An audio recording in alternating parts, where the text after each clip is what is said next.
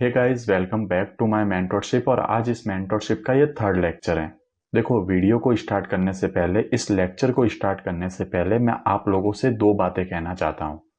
सबसे पहली बात तो ये कि मैं आप लोगों से माफ़ी मांगता हूँ क्योंकि मैं लास्ट वीक एक भी लेक्चर अपलोड नहीं कर पाया। अब इसका रीज़न ये है कि लास्ट वीक मैं बहुत ज़्यादा बिजी था। बहुत सारे ऐसे काम आ गए थे जो मुझे करने बहुत ज़रूरी थे। इस वजह से मैं लेक्चर को अपलोड नहीं कर पाया और आप लोगों को मेरी वजह से काफ़ी वेट करना पड़ा, तो इसके लिए मैं आप लोगों से माफ़ी मांगता हूँ। दूसरा ये कि मेरी वजह से आपको जो परेशानी हुई, आप में से कई लोगों ने मुझे बहुत सारे मैसेजेस भी किए कि लेक्चर कब आएगा। तो वो मैं समझता हूँ कि आप लोग लेक्चर का वेट कर रहे थे, लेकिन कुछ लोग ऐसे भी है जो मुझे आज और कल इन दिनों भी बहुत ज़्यादा मैसेजेस कर रहे थे कि लेक्चर कब आएगा, जबकि मैंने इसके बारे में एप्लीकेशन पे अपडेट दे दिया था कि लेक्चर 1 या 2 दिन में अपलोड हो जाएगा। तो इसका कारण मैं यही मानता हूँ कि शायद आप लोगों ने एप्लीकेशन के नोटिफिकेशन को ऑफ किया होगा। तो प्लीज़ मेरी आप लोगों से रिक्वेस्ट है कि ऐप के नोटिफिकेशन को आप ऑन करो, ताकि आपको जो भी मैं अपडेट दूँ, जो भी बात मैं कहूँ, आप तक वो पहुँचे। मुझे अगर आप लोगों को कुछ भी बताना होगा, कुछ भी कहना होगा, मुझे अगर आपको लाइव की अपडेट भी देनी होगी, तो मैं एप्लीकेशन पे ही मैसेज करूंगा। अगर आपके नोटिफिकेशन ऑन होंगे तो आप तक वो मैसेज पहुंच जाएंगे। तो मेरे अपडेट करने के बाद भी आपके बार बार मैसेज करने का मुझे यही रीज़न लगता है, क्योंकि मैं नहीं मानता कि आप ट्रेडिंग को लेकर सीरियस नहीं हो। और मैं ऐसा क्यों बोल रहा हूँ, क्योंकि आप लोगों ने मेंटरशिप को परचेज किया है ट्रेडिंग सीखने के लिए। और अगर किसी चीज़ को आप परचेज करके सीख रहे हो, मतलब आप उसे दिल से सीखना चाहते हो। और ट्रेडिंग सीखने का मतलब, ट्रेडिंग में आने का मतलब यही होता है कि आप लोग बहुत ज़्यादा डिसिप्लिन्ड हो। अगर नहीं भी हो तो बनने की कोशिश कर रहे हो, और आप में बहुत ज़्यादा पेशेंस भी है। और ये क्वालिटी आप में है तभी आप ट्रेडर बन पाओगे। तो मैं नहीं मानता कि किसी ने मेरा मैसेज पढ़ा कि वीडियो 1 या 2 दिन में आएगी, उसके बाद भी वो मुझे बार बार मैसेज करेगा कि वीडियो कब आएगी कब आएगी। क्योंकि जब मैंने मैसेज कर दिया कि वीडियो 2 दिन में आएगी और कोई इंसान 2 दिन तक वेट भी नहीं कर पाता, तो वो ट्रेडिंग में कैसे वेट करेगा। तो मैं यही सोचता हूँ कि ऐसा कोई भी नहीं है। आप लोगों ने ऐप के नोटिफिकेशन को ऑफ किया हुआ होगा। तो मेरी आपसे यही रिक्वेस्ट है, प्लीज़ ऐप के नोटिफिकेशन को ऑन कर लेना, ताकि आपको जो भी मैं अपडेट दूँ वो आपको टाइम से मिल सके। तो बस ये दो बातें ही थी जो मैं आप लोगों से कहना चाहता था। अभी अपने लेक्चर पे हम वापस आते हैं। देखो, इससे पहले हम लोगों ने 2 लेक्चर पढ़े हैं। लेक्चर 1 में हमने पीओआई के बारे में पढ़ा था। पीओआई की कुछ ऐसी बातें थी, पीओआई को रिफाइन करना था, वो हमने नहीं सीखा हुआ था, तो लेक्चर 1 में हमने वो पढ़ा। लेक्चर 2 में हमने पढ़ा कि मार्केट एक्चुअली में बिहेव कैसे करता है, वो मूव कैसे करता है। हमने अभी तक पढ़ा था कि मार्केट या तो हायर हाई बनाते हुए ऊपर जाता है, या फिर लोअर लो बनाते हुए मार्केट क्या करता है, नीचे आता है। बट एक्चुअल में ऐसा था नहीं। हमने जब इसको और डीपली देखा और डीपली समझा, तब हमें क्या पता चला कि जो मार्केट है वो ऐसे ही मूव नहीं करता। वो क्या करता है, बहुत ज़्यादा कंसोलिडेट करता है। कंसोलिडेट करने के बाद उसमें एक्सपेंशन होता है। किसी भी डायरेक्शन में हो सकता है। एक्सपेंशन के बाद या तो वो रीटेस्ट करके फिर एक्सपेंशन देगा, या फिर वो रिवर्सल करेगा, फिर कंसोलिडेट कर सकता है, या रिटेस्ट कर सकता है, फिर एक्सपेंशन दे सकता है। मार्केट एक्चुअल में ऐसे मूव करता है। ठीक है, ये हमने जान लिया। अब हम इसमें और डीप जाते हैं। जैसे कि ये मार्केट है, आप लोगों ने ये मार्केट देखा। अब हम देखते हैं कि ये जो मार्केट है ये बना हुआ किससे। ये पूरा मार्केट आपको दिख रहा है, मार्केट कैसे मूव करता है वो आप लोगों ने समझ लिया। लेकिन ये पूरा मार्केट भी छोटे छोटे पार्ट से बना हुआ है। और वो पार्ट क्या है, ये कैंडल्स। जो आपको ये कैंडल दिख रही है ना, ये पूरा मार्केट बना हुआ किससे है, इन कैंडल्स से। अब हमने मार्केट को तो समझ लिया, लेकिन ट्रेडिंग को मास्टर करने के लिए हमें इन कैंडल्स को भी समझना होगा। हमने मार्केट को अच्छे से जाना कि मार्केट कैसे चलता है, कैसे मूव करता है। लेकिन जब मार्केट चलेगा तब ना, जब वहां पे एक कैंडल बनेगी, तो हमें ये जानना भी बहुत जरूरी है कि आखिर में एक कैंडल बनती कैसे। तो आप ध्यान से देखो इस पूरे चार्ट को।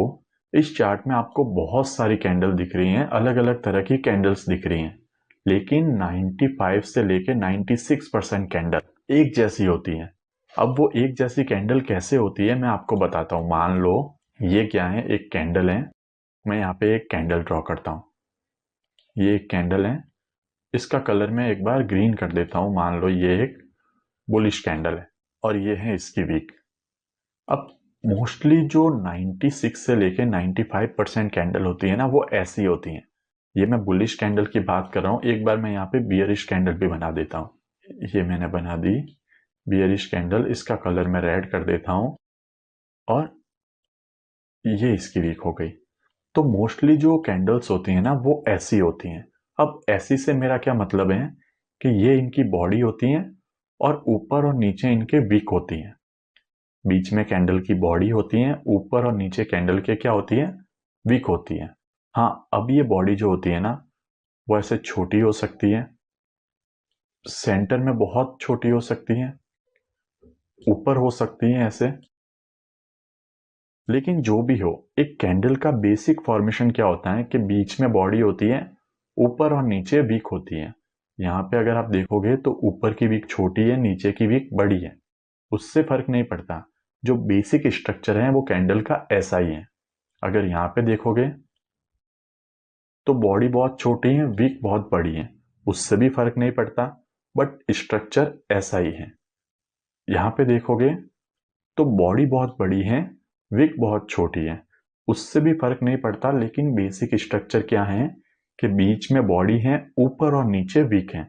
तो एक चार्ट के अंदर 95 से लेके 96% कैंडल ऐसी ही होती है। अब आप कहोगे कि जब 95 से 96% कैंडल ऐसी होती हैं तो बची हुई 4% में क्या होता है। देखो, बची हुई 4% में ऐसा हो सकता है कि एक कैंडल ऐसी बन जाए। अब इसमें क्या डिफरेंस है कि ये जो वीक है सिर्फ नीचे हैं, ऊपर कोई भी वीक नहीं है। या फिर ऐसा हो जाए इसमें ये जो वीक हैं सिर्फ ऊपर है, नीचे कोई भी वीक नहीं है। या फिर कैसा हो जाए कि ये कैंडल ऐसी बन जाए जिसके ना तो ऊपर वीक है ना नीचे वीक है। ऐसी भी कैंडल बन सकती है। ये होती है एक्सपेंशन कैंडल। मोस्टली ये जो कैंडल्स होती है ना वो होती है एक्सपेंशन कैंडल। वो कब बनती है, कैसे बनती है, कैसे उसमें ट्रेड करना है, सब कुछ मैं आपको बताऊंगा। फिलहाल हम जो बेसिक कैंडल हैं उनके बारे में पढ़ रहे हैं। तो आपको ये पता चल गया कि एक जो बेसिक कैंडल होती हैं वो ऐसी होती हैं जिसमें एक बॉडी होती है, ऊपर और नीचे विक होती है। आपके लिए ये बहुत ही ज़्यादा बेसिक होगा, मुझे पता है आप लोगों को ये पहले से पता भी होगा, लेकिन इस कोर्स को आगे बढ़ाने के लिए, आगे के कॉन्सेप्ट को समझने के लिए इन बातों का समझना बहुत ज़रूरी है। ये बेसिक हैं, लेकिन बेसिक के बिना आप कुछ भी नहीं कर पाओगे। एक्चुअली ट्रेडिंग की सबसे बड़ी दिक्कत ये है कि हमको लगता है कि हमें बेसिक बहुत अच्छे से आता है। हम हमेशा एडवांस सीखने की कोशिश करते हैं, लेकिन जो एक्चुअल में ट्रेडिंग में काम आता है ना वो ये बेसिक ही है। इसलिए प्लीज इन सबको ध्यान से देखो। मैं अभी कैंडल के बारे में जो बता रहा हूँ, जो समझा रहा हूँ, आगे उन पे हम ट्रेड भी करेंगे। उसी तरीके को, उसी कॉन्सेप्ट को यूज करके हम आगे ट्रेड भी करेंगे, तो ये हमारे बहुत काम आने वाला है। हाँ, ये बहुत आसान है, बहुत सिंपल आपको लग रहा है, लेकिन जितना सिंपल तरीके से, जितना आसान तरीके से हम ट्रेडिंग करेंगे उतने ही हमारे सक्सेसफुल होने के चांसेस भी ज्यादा हैं। इसलिए ध्यान से समझना इसको। ये कैंडल है जो नॉर्मली बेसिक कैंडल ऐसी होती हैं। अब ये जो कैंडल है ना इसमें 4 पॉइंट्स होते हैं। 4 पॉइंट कौन से होते हैं? पहला, ये ग्रीन कैंडल, ये यहां से स्टार्ट हुई थी, इस जगह से, ठीक है, इस जगह से स्टार्ट हुई थी, इसको हम कहते हैं ओपन। यहाँ पे ये कैंडल क्या हुई थी? ओपन हुई थी। यहाँ पे ये कैंडल ओपन हुई थी। अब देखो, मान लो आपको पता था कि आपके बाय सब साइड के हैं, नेक्स्ट कैंडल जो बनेगी वो ऊपर की साइड बनेगी, आपको ये भी पता था। लेकिन ये कैंडल क्या करती है, ओपन होने के बाद डायरेक्टली ऊपर नहीं जाती। ओपन होने के बाद ये क्या करती है, नीचे आती है। यहाँ पे नीचे आके क्या करती है, ये एक लो क्रिएट करती है। अब जब बाय सब साइड के हैं तो ये नीचे क्यों आई, ये लो क्यों क्रिएट किया इसने? तो कैंडल के बनने का तरीका ही ये है। कैंडल यहाँ पे ओपन हुई, यहाँ पे एक कैंडल ओपन हुई, वो सीधा ऊपर नहीं जाती। हाँ, 3-4% केसेस में ऐसा होगा, लेकिन मोस्टली कैंडल क्या करती हैं, एक फेक मूवमेंट देती है। अब मैं इसको फेक मूवमेंट क्यों कह रहा हूं? क्योंकि हमारे बायस हैं अपसाइड में, मार्केट नीचे आ रहा है, मतलब वो क्या है, एक फेक मूवमेंट है, उसमें हमको ट्रैप नहीं होना है। और इसी फेक मूवमेंट को हम क्या बोलते हैं, जूडा स्विंग। इसी फेक मूवमेंट को हम क्या बोलते हैं, जूडा स्विंग। ये जो फेक मूवमेंट है ना इसको हम कहते हैं आईसीटी की लैंग्वेज में जूडा स्विंग। ठीक है, ये होता है हमारा जूडा स्विंग। मतलब मार्केट के बायस अगर अपसाइड में है और मार्केट नीचे आ रहा है, पहले ट्रैप कर रहा है, वो हमारा होगा जूडा स्विंग। अगर मार्केट के डायरेक्शन डाउन साइड में है और मार्केट ऊपर जा रहा है पहले, वो हमारा होगा जूडा स्विंग। तो एक कैंडल हमेशा कैसे मूव करती है, वो ओपन होगी, लो बनाएगी, एक ऑपोजिट डायरेक्शन में मूव देगी, फिर ऊपर जाके वो क्या करेगी, एक हाई बनाएगी। ये जो पॉइंट है ना, ये होता है हाई। ये क्या होता है, हाई पॉइंट। और फिर जाके एक जगह पे क्लोज कर देगी, मतलब वो जितनी ऊपर जाएगी उसके बाद उसके अंदर क्या आएगी, कुछ प्रॉफिट बुकिंग आएगी और वो थोड़ा नीचे आके क्या करेगी, क्लोज कर देगी। तो ये एक कैंडल के 4 पॉइंट्स होते हैं जो हमें पता होने चाहिए। ठीक है, एक कैंडल क्या करती है, यहाँ पे ओपन हुई, ओपन होने के बाद अगर उस कैंडल को ऊपर जाना है तो वो पहले नीचे एक फेक मोमेंटम देगी, फिर वो ऊपर जाएगी और फिर लास्ट में क्या होगा, जितना ऊपर जाना था वो उतनी ऊपर जाके उसमें एक प्रॉफिट बुकिंग आएगी और यहाँ पे आके वो एक क्लोज कर देगी। ठीक है, ये एक कैंडल का बेसिक स्ट्रक्चर है। हर एक कैंडल ऐसे ही फॉर्म होती है। अब अगर हम बियरिश कैंडल के बारे में देखें तो बियरिश कैंडल में सिर्फ क्या फर्क होता है कि इसका जो ओपनिंग पॉइंट होता है ना वो ऊपर होता है, यहाँ पे ये ओपन होती है और यहाँ पे क्या होती है, ये क्लोज होती है। हाई इसका यही रहता है, हाई इसका जो होगा ना वो यही होगा और जो इसका लो होगा वो यही होगा। ठीक है, इस कैंडल का हाई ये होगा, लो ये होगा, लेकिन ओपन ऊपर होगी और क्लोज नीचे होगी। तो ये कैसे बनेगी, जैसे ये कैंडल यहाँ पे ओपन हुई, फिर एक जूड़ा स्विंग बनाएगी। मार्केट को ओवरऑल नीचे जाना है लेकिन ऊपर जाके एक जूड़ा स्विंग बनाएगी, फिर नीचे आएगी और यहाँ पे प्रॉफिट बुकिंग होगी और यहाँ पे एक कैंडल क्लोज हो जाएगी। अब आपको ये पता चल गया कि एक बेसिक कैंडल ऐसी ही होती हैं। आप चार्ट में देखोगे ना तो मैक्सिमम कैंडल आपको ऐसी ही दिखेगी। हर कैंडल क्या होगी, ओपन होगी, नीचे आएगी, यहाँ पे देखो हर कैंडल क्या होगी, ओपन होगी, नीचे आएगी, फिर ऊपर जाएगी, क्लोज होगी, ओपन होगी, नीचे आएगी, फिर ऊपर जाएगी और क्लोज हो जाएगी, ओपन होगी, नीचे आएगी, फिर ऊपर जाएगी, हाई लगाएगी और थोड़ा नीचे आके क्लोज हो जाएगी, ओपन होगी, नीचे आएगी, थोड़ा ऊपर जाएगी, हाई लगाएगी और फिर नीचे आके क्लोज हो जाएगी। हर कैंडल ऐसे ही मूव करती है। मैं ये नहीं कह रहा कि डेली की कैंडल ऐसे मूव करेगी। चाहे आप 1 मिनट की कैंडल देखो, चाहे आप 1 मंथ की कैंडल देखो, 1 वीक की कैंडल देखो, या फिर आप 4 आवर की, 1 आवर की कोई भी कैंडल देखो, हर एक कैंडल मोस्टली ऐसे ही मूव करती हैं। अब ये तो हमें पता चल गया, लेकिन ये हमें फायदा कैसे देगा, इसका हम यूज कैसे कर सकते हैं। तो यार देखो, कोई भी एक फील्ड है, उस फील्ड में आपको ये पता चल जाता है कि 95% कोई चीज है वो ऐसे ही काम करेगी। कोई भी फील्ड है उसमें आपको ये पता चल जाता है कि 95% जो चीजें हैं ना वो ऐसे ही काम करेगी। अगर वो ऐसे ही काम कर रही हैं तो हम उससे कितना ज्यादा बेनिफिट ले सकते हैं, कितना ज्यादा हम इसको यूज कर सकते हैं। लेकिन दिक्कत यह है कि हमने इसको कभी यूज ही नहीं किया, हमने मार्केट को कभी ऐसे समझा ही नहीं, हमने एक कैंडल को कभी ऐसे देखा ही नहीं। अगर हम वीक की कैंडल को देखते हैं और वो ऐसे बुलिश कैंडल बनने वाली हैं, लेकिन स्टार्टिंग में मान लो 1 या 2 दिन वो डाउन साइड में आती है तो हम अपना पूरा बायस डाउन साइड में शिफ्ट कर देते हैं, क्योंकि हम लोअर टाइम फ्रेम में ट्रैप हो जाते हैं। हमने ये ऑब्जर्व ही नहीं किया कि एक कैंडल बन रही है तो वो नीचे तो पहले जाएगी, फिर वो ऊपर जाएगी। तो ये हो गया। अब क्वेश्चन आता है कि ये जो कैंडल है ये नीचे कहां तक जा सकती है। भाई आखिर नीचे ये कहां से रिवर्स होगी।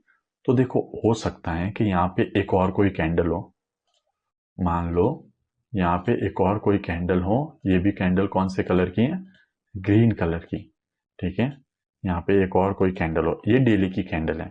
हो सकता है डेली की कैंडल में यहाँ पे 1 आवर का कोई पीओआई पेंडिंग हो, यहाँ पे क्या हो, 1 आवर का कोई पीओआई पेंडिंग हो। तो दूसरी कैंडल ओपन होगी, नीचे आएगी, उस पीओआई को टैप करेगी, फिर ऊपर जाएगी। दूसरा हो सकता है ये जो कैंडल है इसके 50% को मार्केट टेस्ट करके ऊपर जाए, या तीसरा हो सकता है इसमें जो फर्स्ट पीओआई है वो उसको ही टैप करके ऊपर जाए। कोई भी रीजन हो सकते हैं। हर एक कंडीशन में मार्केट को कैसे पकड़ना है, कैसे ट्रेड लेनी है, सब कुछ मैं आगे आपको सिखाऊंगा। फिलहाल एक कैंडल कैसे बनती हैं ये आपको अच्छे से समझ आ चुका है। अब हम आगे पढ़ते हैं कि इसका यूज कैसे करना है, क्या क्या हमें बातों का ध्यान रखना है, कैसे ये हमको हेल्प करेंगे ट्रेडिंग में। तो यार ट्रेडिंग के अंदर हमारा मोटिव क्या होता है, हमारा मोटिव होता है कि हम बहुत ही अच्छे ट्रेड कैप्चर करें। जो बॉटम है वहां से हम ट्रेड को कैप्चर करें और जो टॉप है वहां पे हम उसको सेल करें, या फिर हम सेल कर रहे हैं तो जो टॉप है वहां से हम ट्रेड को सेल करें, ताकि हम मैक्सिमम गेन ले सके और हमारे एसएल कम हो सके और हम ऐसी जगह पे एंटर हो सके जो बहुत ज्यादा सेफ है। मार्केट अगर पुल बैक भी ले तो हमारी जो पोजीशन है ना वो सेफ रहे, हम ऐसी जगह पे हमेशा एंटर करना चाहते हैं। अब वो एंटर कैसे होगा? मान लो ये एक दिन की कैंडल है। अब इसमें मुझे आप बताओ सबसे सेफ जगह कौन सी है एंट्री लेने की, जहां पे आपको मैक्सिमम टारगेट मिल सकते हैं। वो है ये वाली जगह, जहां मार्केट लोगों को ट्रैप कर रहा है सेलिंग दिखा के, वहां पे आप बाइंग करोगे और इतनी नीचे अगर आप बाइंग करोगे ना तो आप पूरे दिन ट्रेड को होल्ड कर सकते हो। तो यही मैं आपको बताना चाहता हूं। मान लो आप मंथली कैंडल देख रहे हो। अब आप कहोगे कि मंथली कैंडल कौन देखता है, तो मंथली कैंडल भी देखना बहुत जरूरी है। जैसे मैं गोल्ड के मंथली चार्ट पे चलता हूं, तो ये रहा गोल्ड का मंथली चार्ट। मैं गोल्ड दिखा रहा हूं, आप कोई भी पेयर देख सकते हो, हर एक में कैंडल ऐसे ही बनती है। ऐसा नहीं है कि कैंडल अलग अलग बनेगी, कैंडल के बनने का तरीका यही है। तो ये रहा गोल्ड का मंथली चार्ट। अब मंथली चार्ट पे आप देखोगे ये मार्केट एक पीओआई पे आया। मैं आपको सबसे पहले पीओआई के थ्रू समझाता हूं, क्योंकि पीओआई से लिक्विडिटी ये हमने पढ़ा हुआ है। हाँ, ये कंटिन्यू कैंडल कैसे बन रही हैं, ये बाइंग की बनेगी या सेलिंग की बनेगी, वो मैं आपको आगे बायस में समझाऊंगा। नेक्स्ट लेक्चर से मैं ट्राई करूंगा कि हम बायस को और ज्यादा डीपली समझना स्टार्ट करें। बायस से रिलेटेड छोटी से छोटी बात भी मैं आपको इस मेंटरशिप के अंदर एक्सप्लेन करूंगा। फिलहाल हमने जो पढ़ा हुआ है उसका एग्जाम्पल मैं आपको देता हूं। तो देखो यहाँ पे क्या हो रहा है, मार्केट ऊपर जा रहा था। अब मार्केट जब ऊपर जा रहा था तो एक टाइम बाद वो नीचे आने लगा। जब नीचे आ रहा था तो हमारे माइंड में क्या क्वेश्चन आएगा कि मार्केट तो ओवरऑल बुलिश है, लेकिन ऐसी कौन सी जगह है अब बुलिश मार्केट में जो प्राइस को वापस ऊपर धकेल सकती है। तो यहाँ पे है पहला पीओआई और यहाँ पे है लास्ट एफपीजी और ऑर्डर ब्लॉक। तो ऑब्वियसली इतना बुलिश मार्केट है तो इतना नीचे तो आएगा नहीं, तो वो पहले पीओआई से ही जाएगा। अब देखो आपको हमेशा क्या कोशिश करनी है कि जो मंथली कैंडल है ना, अगर वो बाइंग की मंथली कैंडल बनने वाली है, सबसे पहले तो मैं आपको बता देता हूं, ये जो कुछ भी हम यूज कर रहे हैं ना, इसके लिए हमारे बायस बहुत परफेक्ट होने चाहिए। इसीलिए इसमें जो एंट्री हम कैसे लेते हैं, इन जगह पे हम एंट्री कैसे लेते हैं वो मैं आपको बताऊंगा। यहाँ पे बायस आपको समझ में आ जाएंगे, लेकिन यहाँ पे हमारे बायस डन हो गए। अब क्या वो आप कैसे समझोगे, उस पर मुझे एक वीडियो अभी बनानी है। तो बायस की जब मैं वो वीडियो बनाऊंगा तब इसके अंदर भी हमें इसे कैसे यूज करना है मैं आपको बताऊंगा।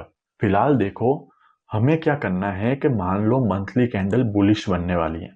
ये मंथ आपने बायस फाइंड किया, आपने सब कुछ प्रिडिक्ट किया और आपको लग गया कि भाई नेक्स्ट मंथ जो है मेरा वो बुलिश होने वाला है। ठीक है, आपको क्या पता चल गया कि जो मेरा नेक्स्ट मंथ है वो बुलिश होने वाला है। जैसे यहाँ पे देखो इस मंथ ने क्या किया, इस एफपीजी को टैप किया, ऊपर रिजेक्शन भी दे दिया, एफपीजी को टैप किया, ऊपर जाके क्लोजिंग भी दे दी, मतलब यहां से रिएक्ट भी किया। अगर छोटे टाइम फ्रेम में हम देखें तो हमें क्या चाहिए कि मार्केट इसको टैप करे, डिस्प्लेसमेंट दे, टैप करने के बाद क्या करे, डिस्प्लेसमेंट दे, रीटेस्ट करे और फिर एक्सपेंशन हो। ये हम छोटे टाइम फ्रेम पे देखते हैं। ठीक है, बट अब इसको हम कैंडल के नजरिए से समझने वाले हैं। तो मार्केट क्या करता है, इसको टैप करता है और रिएक्शन भी देता है। अब हमें यह पता चल गया कि मार्केट ने इसको टैप करके जब रिएक्शन दिया, रिजेक्शन दिया, तो हमारे आने वाला जो मंथ है वो बाइंग साइड में हो सकता है। और ये बाइंग कहां तक आ सकती है, इस लिक्विडिटी तक आ सकती है। ठीक है, ये भी हमको पता है। जब हमको इतना पता चल गया कि जो बाइंग है वो आने वाली है अगले महीने से और बाइंग यहां तक आने वाली है, तो हम एक कैंडल को क्यों नहीं समझ के उसके अंदर ट्रेड ले सकते हैं। ये जो मैंने आपको अभी पढ़ाया, इसको हम समझ के क्यों ट्रेड नहीं ले सकते। अब हाँ, एक चीज और मैं बता देता हूं, ये क्या है, ये वही है OHLC। OHLC मतलब एक कैंडल ओपन होती है, हाई लगाती है, लो लगाती है, फिर क्लोज होती है, तो उसको हम कहते हैं OHLC। और अगर बाइंग की कैंडल है तो वो ओपन होगी, लो लगाएगी, फिर हाई लगाएगी और क्लोज हो जाएगी, तो उसको हम कहते हैं OLSC। ठीक है, ये इसकी शॉर्ट फॉर्म होती है। तो जैसे कि हमको पता है कि अगली कैंडल बाइंग की बनने वाली है, तो उसके अंदर हम इसका यूज क्यों नहीं कर सकते। अब इसका यूज कैसे करना है, मान लो नेक्स्ट मंथ की कैंडल यहाँ पे ओपन हुई। अब हमेशा आपको क्या करना है, इस बात को माइंड में रखना है कि मंथ की कैंडल जो ओपन हो रही हैं, अगर वो कैंडल बुलिश है, अगर हमको बाइंग करनी है, तो हमेशा हमको ये ध्यान रखना है कि ओपनिंग से नीचे हमें बाय करना है। यहाँ पे कैंडल ओपन हो रही हैं, यहाँ पे अगर कैंडल ओपन हो रही है तो हमारा ये मोटिव होना चाहिए, हमारा ये एम होना चाहिए कि ओपनिंग से नीचे हम बाय करें और फिर हम इस ट्रेड को जितना होल्ड कर सकते हैं उतना होल्ड करें और ऊपर जाके इसको क्लोज करें। फिर से बता रहा हूँ, मंथली कैंडल जब ओपन होती हैं, अगर हमारे बायस अप साइड के हैं तो हमें ये माइंड में रखना है कि इस ओपनिंग से नीचे हमें बाइंग करनी है। बहुत सारे ट्रेड आपको मिलेंगे, कैसे मिलेंगे वो भी मैं अभी बताता हूँ, लेकिन आपको क्या ध्यान रखना है कि इस ओपनिंग से नीचे आपको बाइंग करनी है। यहाँ पे आपको नीचे जब मार्केट जा रहा है ट्रैप नहीं होना है, आपके माइंड में होना चाहिए कि मेरे बायस क्लियर हैं, मार्केट ओपन हुआ है, अब ये नीचे जा रहा है, नीचे जाके लोगों को ट्रैप कर रहा है। मैं यहाँ पे कोई पीवाई देखूंगा या फिर यहाँ पे लोअर टाइम फ्रेम पे स्ट्रक्चर देख के यहाँ से बाइंग करूंगा और उस ट्रेड को मैं बहुत लंबे टारगेट तक होल्ड करूंगा। अगर आपके बायस डाउन साइड के हैं, मान लो आपके बायस डाउन साइड के हैं, तब आपको क्या करना है, मार्केट जहां ओपन हो रहा है ना, ओपनिंग के ऊपर आपको सेलिंग करनी है और फिर जहां तक हो सके आपको डाउन साइड तक इसको होल्ड करना है। ठीक है, मंथली के अंदर आपको क्या करना है, एक जो मंथली कैंडल आप देखोगे हर मंथ के स्टार्टिंग में, उससे आपको नेक्स्ट मंथ के बायस पता चलेंगे। एक मंथ से दूसरे मंथ के बायस कैसे पता करते हैं ये मैं बायस वाले लेक्चर में आपको बताऊंगा, लेकिन आपको जब दूसरे मंथ के बायस पता चलेंगे, आपको पता चलेगा कि मेरा जो नेक्स्ट मंथ है वो बाइंग में होने वाला है या सेलिंग में होने वाला है। उस हिसाब से उस कैंडल के अंदर आप इसको अप्लाई करोगे तो आपको बहुत बड़े टारगेट मिलेंगे। हाँ मुझे पता है आप पूरे मंथ होल्ड नहीं करोगे, लेकिन आप इसको जितना भी होल्ड करोगे, अगर आप बॉटम से पकड़ रहे हो तो आपको बहुत अच्छा रिस्क रिवॉर्ड मिलेगा। इसलिए रूल नंबर 1, हमेशा आपको क्या करना है, जब भी मंथली कैंडल ओपन हो आपको मंथली बायस फाइंड करने हैं। अगर मंथली कैंडल बुलिश बनने वाली हैं तो आपको ओपनिंग से नीचे बाइंग करनी है, और अगर मंथली कैंडल बियरिश बनने वाली हैं तो आपको ओपनिंग से ऊपर जाके सेलिंग करनी है। इस बात को हमेशा ध्यान रखना है मंथली टाइम फ्रेम में। तो मंथली में आपको पता चल गया। देखो मंथली में अभी गोल्ड में हाल फिलहाल तो ऐसी बहुत कम कंडीशन बनी है, बाकी दूसरे पेयर में बनी होगी। ठीक है, जहाँ पे मंथली में प्राइस इसको टैप करेगा, पीयूआई के ही एग्जांपल मैं आपको दे रहा हूँ, ये नहीं बता रहा हूँ। जब हम बायस को और डीपली पढ़ेंगे, इन कैंडल को कैसे हमें प्रिडिक्ट करना है वो समझेंगे, उसके बाद मैं आपको इन पे भी बताऊंगा। लेकिन जहां भी देखो, अगर बुलिश स्ट्रक्चर है तो मार्केट ओपन हुआ, नीचे आया, फिर ऊपर गया, ओपन हुआ नीचे आया, फिर ऊपर गया, ओपन हुआ नीचे आया, फिर ऊपर गया, फिर क्लोजिंग दे रहा है। ऐसे ही मार्केट चलता है। अब हम बात करते हैं वीकली टाइम फ्रेम पे। मैं आ जाता हूं एक बार वीक टाइम फ्रेम पे। ये आ गए हम वीकली टाइम फ्रेम पे। अब वीकली टाइम फ्रेम पे भी हमें सेम चीज करनी है। मान लो आपने बायस फाइंड कर लिए, अब अगला वीक जो है आपने प्रिडिक्ट कर लिया कि मेरा नेक्स्ट वीक जो है वो बाइंग में जाने वाला है। ठीक है, मेरा जो नेक्स्ट वीक है वो बाइंग में जाने वाला है। तो आपका मोटिव क्या होना चाहिए, आपका एम क्या होना चाहिए कि जो वीकली कैंडल ओपन हो रही हैं, जहां पे वो ओपन हो रही है उस ओपनिंग के नीचे से मैं बाइंग करूं, उस ओपनिंग के नीचे से मैं बाइंग करूं और फिर उसे होल्ड करूं। मतलब ओपनिंग के नीचे से आपने बाय की और फिर पूरे वीक आप होल्ड कर सकते हो। अगर आपके बायस डाउन साइड के, आपने ये प्रिडिक्ट किया कि नेक्स्ट वीक मेरा डाउन साइड रहेगा, तो आपका एम होना चाहिए कि जो वीकली ओपन है उसके ऊपर से आप सेल करो और नीचे तक आप उसको होल्ड करो। ये आपका एम होना चाहिए। अब गोल्ड तो देखो कंटिन्यू मूवमेंट कर रहा है, लेकिन मान लो यहां से आपकी बाइंग है, तो बाइंग होने के लिए आपको ये पता होना चाहिए कि ये जो वीक ओपन हुआ है मैं इसके नीचे से बाइंग करूंगा और ऊपर तक इसको होल्ड करूंगा। अब जैसे देखो गोल्ड में तो इतने अच्छे एग्जाम्पल नहीं थे, लेकिन अगर आप बिटकॉइन को देखते हो, ये बिटकॉइन का चार्ट है। मार्केट ने यहाँ पे लिक्विडिटी कलेक्ट की थी और नीचे क्लोजिंग दे दी थी, मतलब मार्केट ने लिक्विडिटी लेके नीचे क्लोजिंग दी थी। तो हमारे बायस क्या थे कि नीचे जाएगा मार्केट, कहाँ तक, मे भी कोई डेली का पीयूआई हो सकता है या फिर ये लिक्विडिटी हो सकती है। तो इतना हमें पता है कि नेक्स्ट वीक जो है वो नीचे जाएगा। क्यों नीचे जाएगा, क्योंकि मार्केट ने लिक्विडिटी ली है और लिक्विडिटी लेके नीचे क्लोजिंग दी है। तो हमने ये प्रिडिक्ट कर लिया कि अब मार्केट नीचे जाएगा। जब मार्केट नीचे जाएगा तो ऑब्वियसली जो नेक्स्ट वीक ओपन होगा, एक जूड़ा स्विंग बनाएगा, ऊपर जाएगा और फिर नीचे जाएगा। तो हमें क्या करना है, इस जो ओपनिंग है उसके ऊपर से इसको सेल करना है। उसके ऊपर से हम इसको सेल कैसे कर सकते थे, ये है 29 सितंबर वाला वीक और ये वीक स्टार्ट हो रहा है 6 अक्टूबर को। तो एक बार मैं 6 अक्टूबर पे जाता हूँ, तो ये आ गया मैं बिटकॉइन के 6 अक्टूबर के चार्ट पे। ये 1 आवर टाइम फ्रेम है, मैं आपको बता देता हूँ, ये टाइम फ्रेम 1 आवर है। और ये वीक जो ओपन हो रहा है ना, ये वीक ओपन हो रहा है यहाँ पे, इस जगह पे ये वीक ओपन हो रहा है। अब मुझे पता है कि ये वीक जो है वो बियरिश होने वाला है, ठीक है, बियरिश होने वाला है। और यहाँ पे 1 आवर पे मार्केट देखो कैसे ऊपर जा रहा है। अब ये इतना ऊपर जब जा रहा है तो ऑब्वियसली 5 मिनट 15 मिनट पे यहाँ पे बहुत अच्छे बाइंग के सेटअप बन रहे होंगे।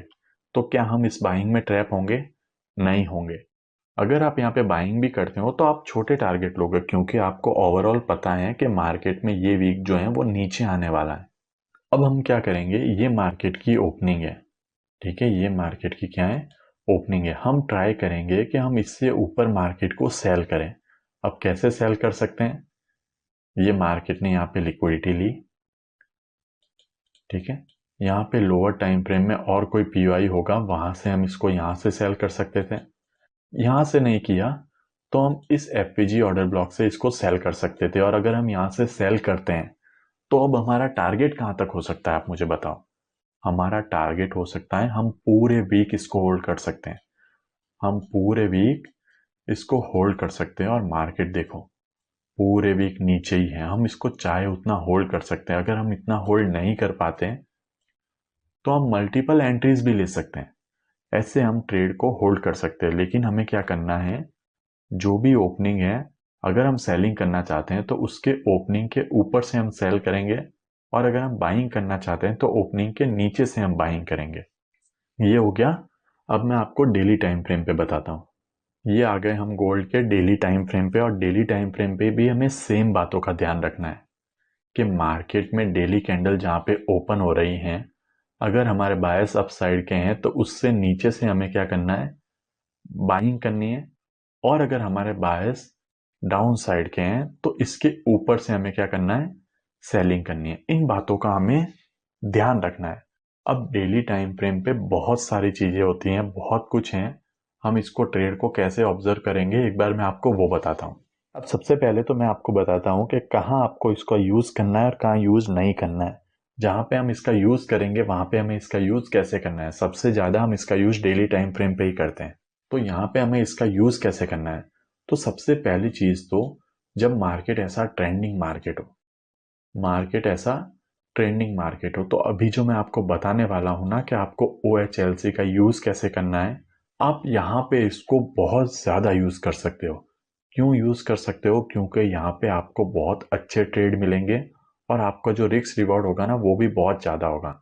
मैं हमेशा आपको बोलता हूँ कि 1:3 इनफ होता है, लेकिन अगर आप इस स्ट्रेटेजी का यहाँ पे यूज कर रहे हो तो मैं आपसे यही कहूंगा कि 1:3 नहीं, आप एटलीस्ट 1:5 यहाँ पे कैप्चर करो।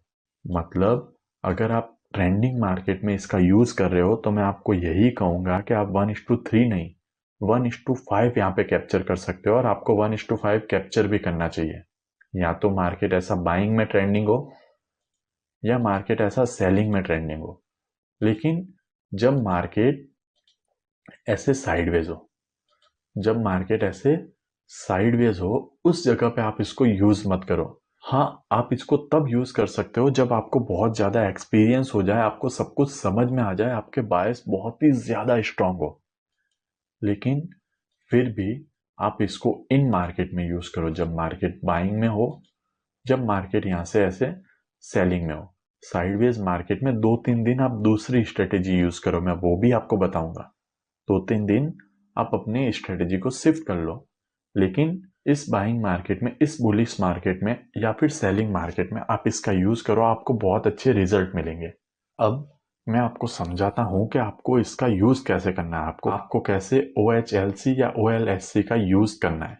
तो देखो, आपको पता होना चाहिए इसमें कि आपके बायस कौन सी डायरेक्शन में। अब यहाँ पे देखो, मार्केट ने क्या किया था, फर्स्ट पीओआई को टैप किया और ऊपर क्लोजिंग दे दी, मतलब यहां से रिजेक्शन भी दिया। जब रिजेक्शन दिया तो ये जो नेक्स्ट डे वाली कैंडल है, ये वाली कैंडल, ठीक है, मैं सारी कैंडल मार्क कर देता हूं। ये सारी कैंडल, यहां पे हम इसका यूज कैसे कर सकते थे वो मैं आपको बताता हूं। वो बताने से पहले मार्केट की जो ओपनिंग है वो आपको कैसे पता चलेगी? आपके टाइम फ्रेम तो UTC-4 सेलेक्ट किया हुआ ही है। UTC-4 के अकॉर्डिंग जो 6 PM वाला टाइम होता है ना, वो टाइम होता है हमारे मार्केट के ओपन होने का। ठीक है, किसी भी कैंडल, डेली कैंडल के ओपन होने का टाइम क्या होता है? UTC-4 के अकॉर्डिंग 6 PM। तो हमें 6 PM देखना है मार्केट के ओपन होने का। अब इसमें हम ट्रेड कैसे ले सकते हैं? भाई हमें पता है कि ये मार्केट बुलिश है, डेली कैंडल ऐसे बनेगी, फिर नीचे आएगी, फिर ऊपर जाएगी और नीचे आके कहीं पे क्लोजिंग दे देगी। तो इस जगह पे हम ट्रेड के लिए कंफर्मेशन क्या ले सकते हैं, किन किन बातों का हमें ध्यान रखना है, क्या क्या हमें देखना है, वो मैं आपको पहले कुछ पॉइंट्स बता देता हूँ। तो सबसे पहले देखो, मान लो यहाँ पे कैंडल ओपन हुई है, इस जगह पे डेली टाइम फ्रेम की कैंडल ओपन हुई है। अब यहाँ पे डेली टाइम फ्रेम की कैंडल ओपन हुई है तो आपको जाना है 5 मिनट टाइम फ्रेम पे। 5 मिनट टाइम फ्रेम पे क्या होगा? कंडीशन नंबर 1 मैं यहाँ पे लिख देता हूँ। पहली कंडीशन, जितना मुझे अभी याद आ रहा है, जितना मुझे पता है, मैं आपको सारी कंडीशन बता देता हूँ, फिर एग्जाम्पल में और कुछ कंडीशन आएगी तो वो भी मैं आपको एक्सप्लेन करूंगा। तो कंडीशन नंबर 1, मार्केट यहाँ पे ओपन हुआ, ओपन होने के बाद वो नीचे ऐसे लोअर लो बना रहा है। अब आपको पता है कि मार्केट नीचे जा रहा है, आपके बायस अपसाइड के हैं, तो आपको 2 पॉइंट का वेट करना है।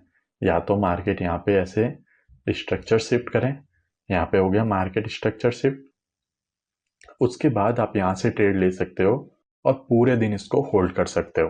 क्या हो गया? पहला कि मार्केट ओपन होते ही नीचे जाना स्टार्ट करें, अब नीचे आप 5 मिनट में मार्केट स्ट्रक्चर शिफ्ट देख सकते हो और उसके लास्ट पीवाई से आप ट्रेड ले सकते हो। दूसरा क्या हो सकता है, ये हमारा ओपनिंग का पॉइंट है, यहाँ पे ये हमारा ओपनिंग का पॉइंट है। ये सारे एग्जांपल मैं बुलिश मार्केट के बता रहा हूँ, जस्ट इसका ऑपोजिट हो जाएगा बियरिश मार्केट में। अब देखो मार्केट बहुत ज़्यादा बुलिश है, एक्सपेंशन कैंडल भी बनने वाली है या बहुत ज़्यादा बुलिश कैंडल बनने वाली है। मार्केट यहाँ पे ओपन हो, इतना सा नीचे जाए और ऊपर आ जाए। अब इस कंडीशन में ये जो ओपनिंग वाला पॉइंट होगा ना, जहाँ पे मार्केट ओपन हुआ था, इसी को हम मार्केट स्ट्रक्चर शिफ्ट कंसीडर करेंगे। यही हमारा क्या होगा? Market structure shift. तो अब देखो यहाँ पे हो गया मार्केट स्ट्रक्चर शिफ्ट, तो आप क्या कर सकते हो, यहाँ से जो लास्ट पीओआई होगा वहां से ट्रेड ले सकते हो और इसको पूरे दिन होल्ड कर सकते हो। मैं पूरे दिन होल्ड करने का क्यों बोल रहा हूँ, या फिर आप 1:5 जो भी आपका आए ना, ऐसी ट्रेड अगर आपको मिलती है, इतना नीचे से ट्रेड मिलती है, मार्केट ट्रेंडिंग है, तो मैं कहता हूँ कि 1:3 पे भी बुक मत करना, या फिर 50% बुक कर लेना, लेकिन इसको 1:5 1:6 तक होल्ड करना। ठीक है, दूसरा ये हो गया। अब मैं आपको थर्ड बताता हूँ। थर्ड में क्या होगा, मार्केट यहाँ पे ओपन हो रहा है, ओपन होके आपको पता है कि आपके बायस अपसाइड के हैं, लेकिन मार्केट थोड़ा सा ऊपर जाता है, फिर नीचे आता है और फिर ऐसे करते हैं। तो इस कंडीशन में ये लाइन जो है, ओपनिंग वाला पॉइंट आपका मार्केट स्ट्रक्चर शिफ्ट नहीं होगा, आपका ये स्विंग मार्केट स्ट्रक्चर शिफ्ट होगा। ये स्विंग, ये होगा आपका मार्केट स्ट्रक्चर शिफ्ट। फिर हम यहाँ क्या करेंगे, इस पीवाई से ट्रेड लेंगे और ऊपर जाएंगे। चौथा, चौथा क्या हो सकता है, आपके बायस बुलिश हैं, मार्केट यहाँ पे ओपन हो रहा है और ओपन होके वो सीधा अपसाइड ही जा रहा है, वो जूडा स्विंग बना ही नहीं रहा है, वो सीधा अपसाइड ही जा रहा है। तो इस कंडीशन में आपको ये स्ट्रेटेजी को अप्लाई नहीं करना है, हम दूसरी स्ट्रेटेजी इस कंडीशन में अप्लाई करेंगे, वो मैं आपको आगे बताऊंगा। फिलहाल हम इसके बारे में पढ़ रहे हैं, OHLC के बारे में पढ़ रहे हैं। हम क्या देख रहे हैं यहाँ पे कि मार्केट ओपन हुआ, मार्केट ने लो लगाया, तो हम इस लो के आसपास एंट्री ले रहे हैं और मार्केट जहां तक हाई लगाएगा वहां तक हम इसको होल्ड करेंगे। मार्केट ओपन हुआ, मार्केट ने लो लगाया, हम इस लो के आसपास एंट्री ले रहे हैं, मार्केट स्ट्रक्चर शिफ्ट होने के बाद, और मार्केट जितना हाई लगाएगा वहां तक हम इसको होल्ड करने की कोशिश करेंगे। ऐसे हम यहाँ पे ट्रेड ले सकते हैं। अब देखो मैंने कहाँ पे वो लाइंस ड्रॉ की थी। इतने दिन मैं आपको बताता हूँ एक बार करके कि बाइंग में इतने दिन कैसे बने थे। ये मैं क्यों नहीं बता रहा हूँ, क्योंकि यहाँ पे बायस कैसे थे मुझे आपको अभी तक बताना है, एक्सप्लेन करना है। यहाँ पे हम बायस को कैसे एनालाइज करते हैं वो बातें मुझे आपको अभी तक एक्सप्लेन करनी है। तो पहले मैं यहाँ पे आपको बायस एक्सप्लेन करूंगा, उसके बाद एक बार और मैं आपको ये कंडीशन इधर भी बता दूंगा। ठीक है, फिलहाल मैं जाता हूँ 5 मिनट टाइम फ्रेम पे। तो ये आ गया मैं गोल्ड के 5 मिनट टाइम फ्रेम पे। तो देखो ये जो दिन था, इस दिन ने मार्केट में एक पीओआई को टैप किया था और ऊपर जाके क्लोजिंग दी थी। ठीक है, नेक्स्ट डे इसके हिसाब से हम प्रेडिक्ट करेंगे कि हमारा जो अगला दिन है वो बाइंग में होने वाला है। जब बाइंग में होने वाला है तो हम देखेंगे कि पहले मार्केट ओपन होगा। तो मार्केट कहाँ ओपन हो रहा है? मार्केट यहाँ पे ओपन हो रहा है। ठीक है, मार्केट यहाँ पे ओपन हुआ। अब हम क्या देखेंगे, ओपन होके मार्केट क्या करे, पहले लो लगाए। तो मार्केट ने एक लो लगाया, लो लगाने के बाद ऊपर गया और ये जो मार्केट की ओपनिंग थी इसके ऊपर क्लोजिंग दे दी। हाँ, एक और बात, मैंने आपको एमएसएस में बताया हुआ है कि हम क्लोजिंग का वेट नहीं करते, लेकिन यहाँ पे आपको क्लोजिंग का वेट करना है। यहाँ पे आपको क्लोजिंग का वेट करना है, ये भी बात आप ध्यान रखना। तो मार्केट ने इसके ऊपर क्लोजिंग दी, क्लोजिंग देने के बाद यहाँ कोई पीओआई नहीं है। फिर मार्केट ऊपर गया और यहाँ पे आ गया हमारा लास्ट पीओआई। देखो, आप यहाँ से ट्रेड लेते हैं, यहाँ से रिजेक्शन भी मिली, आप ट्रेड लेते हैं। मैंने आपको बोला है 1:5 आपको लेना है, 1:5 आप ले सकते हो, और आपका डायरेक्टली एसएल चला गया। अब देखो ये बहुत कॉमन है, एसएल तो जाएंगे ही, अगर आप ट्रेडिंग कर रहे हो आपके एसएल जाने ही है। और यहाँ पे तो पहला ही एसएल चला गया, तो क्या इसका मतलब ये स्ट्रेटेजी खराब है? बिल्कुल नहीं। हो सकता है कि इसके पहले मार्केट ने 10 बार इस स्ट्रेटेजी से टारगेट दिए हो। ये एक बहुत ही डीप साइकोलॉजिकल पॉइंट है। जब भी हम किसी स्ट्रेटेजी का यूज करते हैं ना, तो हमें उस स्ट्रेटेजी पे एटलीस्ट 50 से लेके 100 ट्रेड्स पहले लेने होंगे, तभी हम बता पाएंगे कि वो कितना वर्क करती है, उसकी एक्यूरेसी कितनी है। अब जैसे देखो, किसी इंसान ने इस स्ट्रेटेजी पे एक दिन पहले ट्रेड ली होती तो मान लो उसका टारगेट आता, लेकिन आपने आज इस पे ट्रेड ली और आपका पहला ही एसएल चला गया, तो बहुत से लोग क्या सोचते हैं कि ये स्ट्रेटेजी किसी काम की नहीं है, ये बकवास है। जबकि आपको क्या करना पड़ेगा, पहले इसको टाइम देना पड़ेगा। एटलीस्ट 50 से लेके 100 ट्रेड आपको इस पे लेने पड़ेंगे। अब आपका एक एसएल चला गया, लेकिन आपको पता है कि आपके जो बायस हैं वो अपसाइड पे हैं, और ये मार्केट की ओपनिंग है, मार्केट अभी भी इसके नीचे है। और यहाँ पे देखो, मार्केट दूसरी बार एमएसएस करता है। यहाँ पे सेकंड टाइम क्या हुआ, एमएसएस। एमएसएस हुआ और ये रहा हमारा लास्ट पीओआई। एमएसएस के बाद ये रहा हमारा लास्ट पीओआई। मार्केट सीधा इसको ब्रीच करता है और उसके बाद एक एफपीजी बना के इसको टैप करता है। तो यहाँ पे हमारी एंट्री होगी इस रिजेक्शन पे। अब आप कहोगे कि हमारी एंट्री तो यहाँ होगी, यहाँ हमारा एसएल जाएगा। तो देखो, यहाँ पे एंट्री भी अगर आप डायरेक्ट करोगे तो आपका एसएल स्विंग के नीचे रहेगा, लेकिन मैं कहता हूं कि आप रिजेक्शन देखने के बाद एंटर करो। रिजेक्शन दिया मार्केट ने, आपने यहां से एंटर किया और फिर आप इस ट्रेड को पूरे दिन होल्ड कर सकते हो। अब देखो, ये डे क्लोज हो रहा है यहाँ पे, आप यहां तक इसको होल्ड कर सकते हो। 1:13 वगैरह मिलता है, लेकिन हमें इतना नहीं चाहिए, हम 1:5 पे भी क्लोज कर देंगे। तो ये हो सकता है। नेक्स्ट डे देखो क्या होता है, यहां पे मार्केट ओपन हुआ, कहां पे, यहां पे मार्केट ओपन हुआ।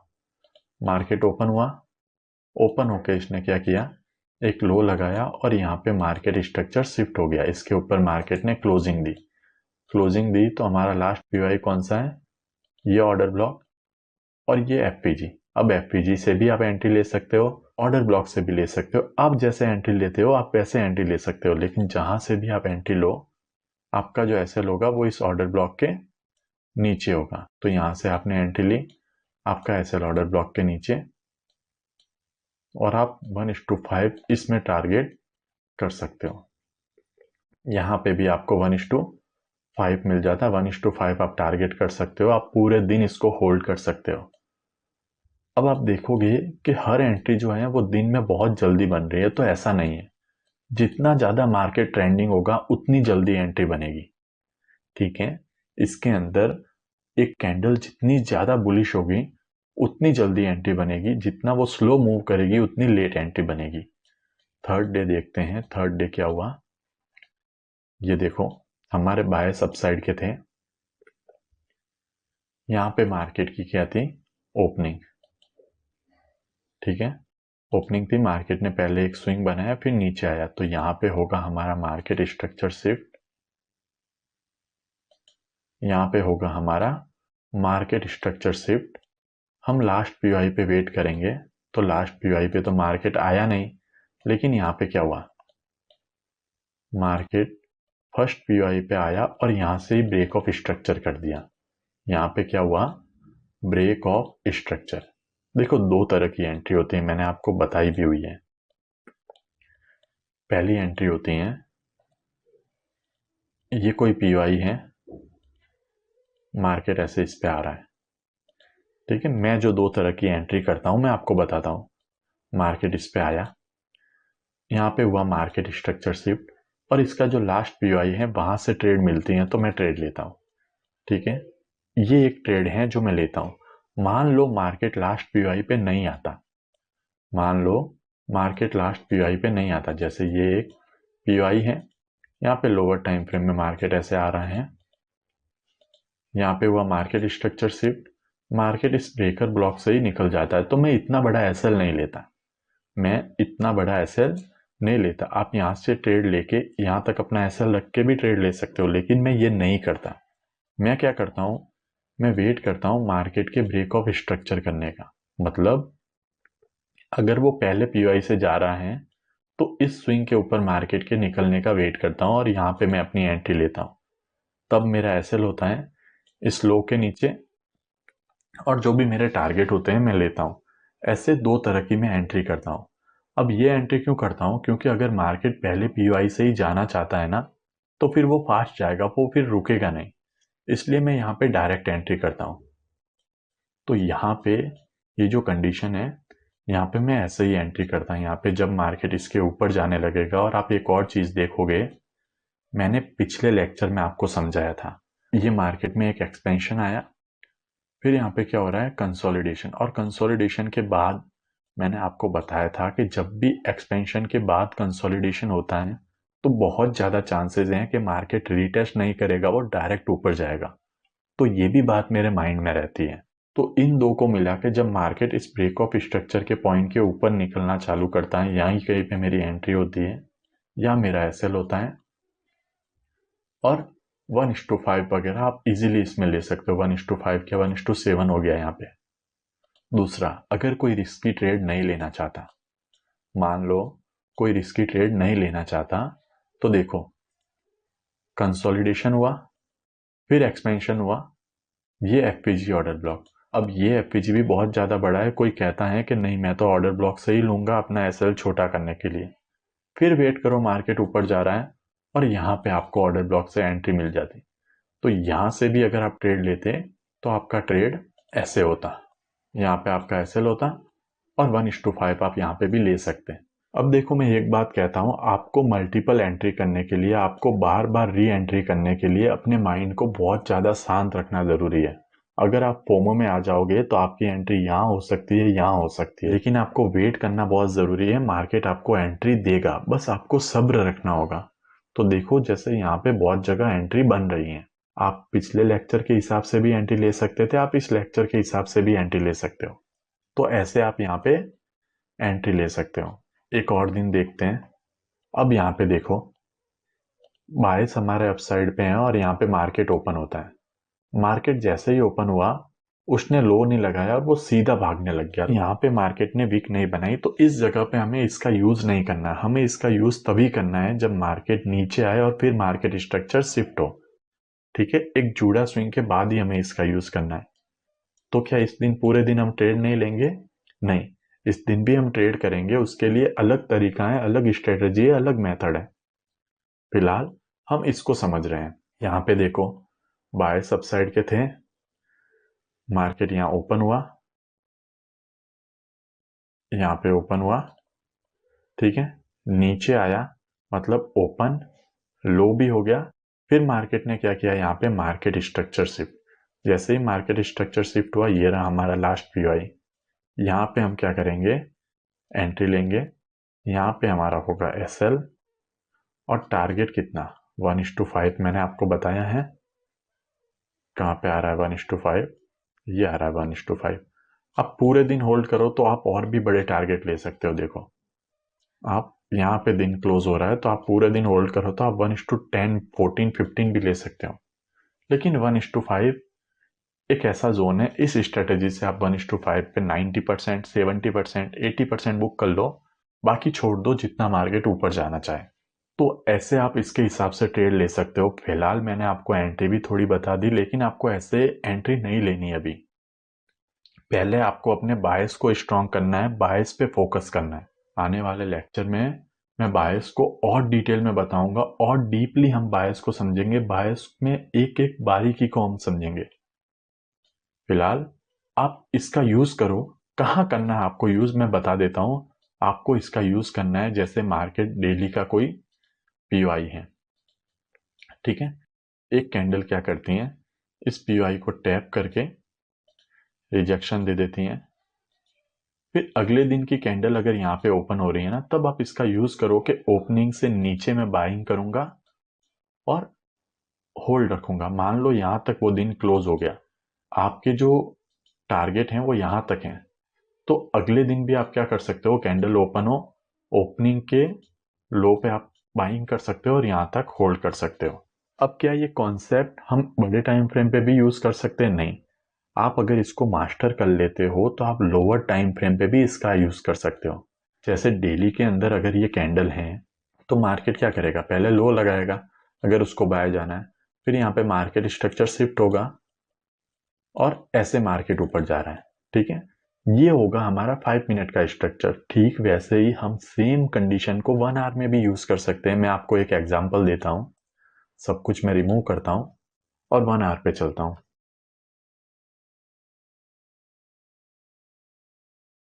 ये आ गए हम 1 आवर पे। देखो 1 आवर का ये क्या है, एक ऑर्डर ब्लॉक,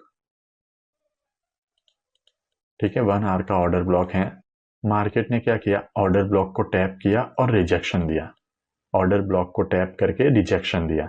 जब मार्केट ने ऑर्डर ब्लॉक को टैप करके रिजेक्शन दिया है तो हमें पता है कि मार्केट में जो हमारा अगला आर है, मतलब अगला 1 घंटा है, उसकी कैंडल नीचे बनने के चांसेस बहुत ज्यादा है। अब ये 1 घंटे की कैंडल अगर नीचे बनेगी तो ये भी ऐसे ही होगी ना, ओपन होगी, पहले एक हाई लगाएगी, फिर लो लगाएगी और यहाँ कहीं पे क्लोज करेगी। कैंडल ऐसे ही बनेगी। तो इस कैंडल को मैं एक बार 1 मिनट पे देखता हूँ, ठीक है। हम बहुत लोअर टाइम फ्रेम पे देखेंगे। तो ये कैंडल कितने बजे की कैंडल है, ये है 10 PM की कैंडल। ये जो कैंडल है ये 10 PM की कैंडल है। इसको मैं एक बार 1 मिनट पे देखता हूँ। ये आ गया मैं 1 मिनट पे और देखो कहाँ पे 10 PM, ये रहा 10 PM यहाँ पे, इस कैंडल पे है 10 PM।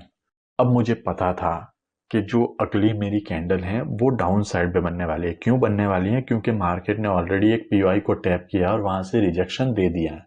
अब देखो 1 मिनट पे ये पीओआई भी टैप है, ये पीओआई भी टैप है, मतलब 1 मिनट पे कोई भी यहाँ पे पीओआई नहीं है। 1 आवर की कैंडल यहाँ पे ओपन हुई, यहाँ पे ओपन हुई। 1 आवर की कैंडल में मेरे बायस डाउन साइड के हैं। यहाँ पे कैंडल ओपन हुई, ओपन होके वो ऊपर जा रही है, ठीक है, जाने दो जहां तक जाती है।